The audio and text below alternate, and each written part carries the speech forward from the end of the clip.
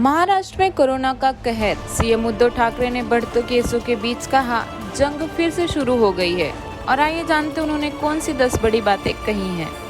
CM Uddhav Thackeray ने अपने संबोधन में बुधवार रात 8 बजे से अगले 15 दिनों के लिए धारा 144 लगाने की फैसले की जानकारी दी है।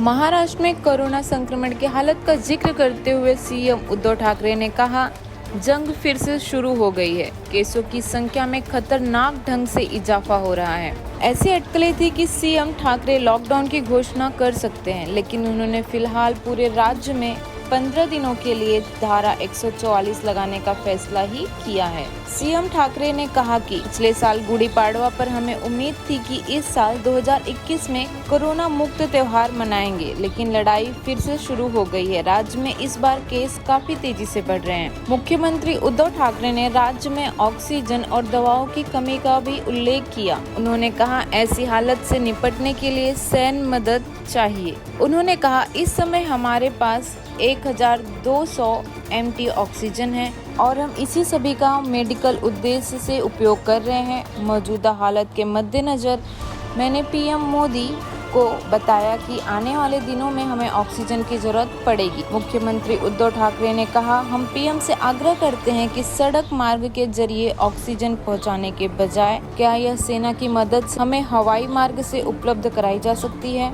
राज्य में धारा 144 लगाए जाने के ऐलान के बाद सुबह 7 बजे से रात 8 बजे तक आपातकालीन सेवाओं के अलावा सब कुछ बंद होगा। ट्रेनों और बसों का इस्तेमाल केवल इमरजेंसी सेवाओं के लिए होगा।